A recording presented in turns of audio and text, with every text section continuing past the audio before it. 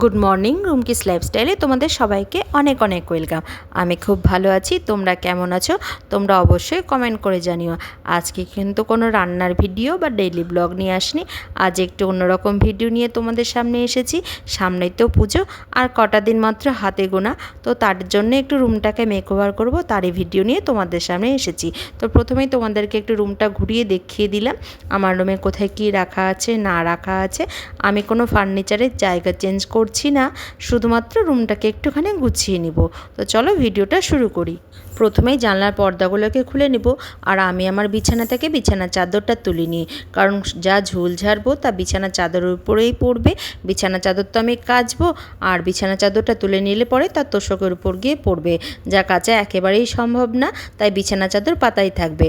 আর আমার খাটের মাথার দিকে এখানে সামান্য একটা ছোট্ট একটা তাক আছে, তো সেখানে কিছু শোপিস আর ফুলদানি রেখেছি, তো সেগুলোকে সরিয়ে নিলাম।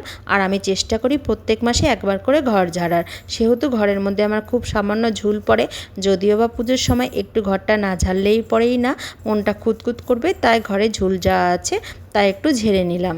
আমাদের প্রত্যেকটা নারীর একটাই শখ, নিজের সংসারটাকে নিজের হাতে সুন্দর করে গোছানো। নিজের সংসার গোছানোর জন্য সবসময় যে দামি জিনিসের প্রয়োজন হয় এমনটাও কিন্তু না, আবার এরকমও হয় যে সবার পক্ষে দামি জিনিস দিয়ে ঘর সাজানো সম্ভব হয়ে ওঠে না। তাই বলে কি আমরা আমাদের শখের সংসারটাকে সাজাবো না? আমি আমার শখের সংসারটাকে ছোট্ট ছোট্ট জিনিস দিয়ে সাজিয়েছি।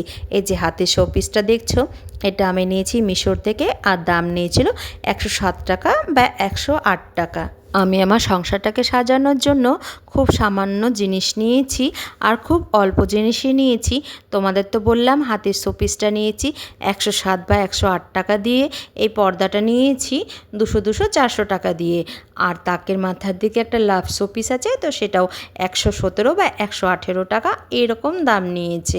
আর এই যেখানে ছোট্ট ফুল রাখলাম, তো এটা আমার আগের থেকে নেওয়া, এটা আমি নতুন করে নিই। ওয়ালে যে কম্বো পেন্টিংটা দেখছো, এটা নিয়েছি মিশর থেকে, যা দাম নিয়েছে 250 টাকার মতন। আর আমি পুজোর শপিং একেবারে করিনি, আমাদের পক্ষে একেবারে শপিং করতে গেলে অনেকটাই গায়ে লেগে যায়, তা আমি ধীরে ধীরে অনেক দিন ধরে শপিংগুলো করছিলাম। কিছুটা তো বললাম অনলাইন, আর কিছুটা অফলাইন। অনলাইন বলতে সব যে কটা জিনিস অনলাইন থেকে নিয়েছি সবগুলোই মিশর থেকে, আর বাদবাকি জিনিস অফলাইন। এই ওয়াটারফলের পেন্টিংটা নিয়েছি অফলাইন থেকে, যা নিয়েছিল 200 টাকা। আর এই দরজার মাথায় ছিল একটা রাধাকৃষ্ণের ছবি, তো সেটা সরিয়ে এখন আমি অন্য কিছু রাখবো।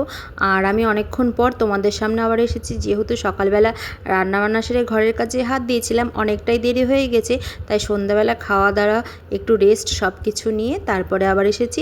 বিছানায় একটা নতুন বেডশিট পেতে দিলাম, আর এই বেডশিটটাই নিয়েছি একটু দাম দিয়ে নিয়েছি, বাদবাকি জিনিস তো তোমাদের বলেই দিলাম যে খুব অল্প দামের মধ্যে নিয়েছি। এই ভিডিওটা আমার মহালয়ার পরে যাবে, কিন্তু আমি মহালয়ার বেশ কয়েকদিন আগে ভিডিওটা করে রেখেছিলাম। আর এইখানে একটা পাপোশ পেতে দিলাম, যা নিয়েছিলাম অফলাইন থেকে, আর একটা রানার যেটা আমার বেশ পুরনো। আর এই যে রাধাকৃষ্ণ ছবিটা বললাম যে সরিয়ে নিয়েছি, তো এইখানে আমাদের একটা ফ্যামিলি ফটো রাখলাম। আমরা যখন পাঞ্জাবে গিয়েছিলাম, দেখো পেছনে স্বর্ণ মন্দির, স্বর্ণ মন্দিরের সামনে ছবিটা তুলেছিলাম, তো সেটাই একটা ফটো রেখেছি। আর এই যে আমার ঘরটাকে সুন্দর করে সাজানো গোছানো একেবারে হয়ে গেছে। তো তোমরা কিন্তু অবশ্যই কমেন্ট করে জানাবে যে তোমাদের কেমন লাগলো ভিডিওটা। খাটের মাথার উপরের দিকে আমাদের একটা ফ্যামিলি ফটো রেখেছি, যখন আমরা কাশ্মীরে গিয়েছিলাম, আর পাঞ্জাবের বাল্মীকি মন্দির আর কাশ্মীরের একটা ছবি, দুটো জয়েন করে একসাথে রেখে দিয়েছি। সারাদিনে ক্লান্তি পরিশ্রমের পর আমাদের শান্তির জায়গা হলো এই বেডরুমটা, সেহেতু সবসময় এই বেডরুমটাকে সাজিয়ে গুছিয়ে না রাখলে একেবারেই হয় না। আর পুজোর সময় যেমন নিজেদেরকে একটু সাজাবো, তাই বেডরুমটাকে সুন্দর করে সাজিয়ে নিলাম। তো তোমরা কিন্তু অবশ্যই কমেন্ট করে জানাবে যে তোমাদের আমার বেডরুম মেকওভারের ভিডিওটা কেমন লাগলো।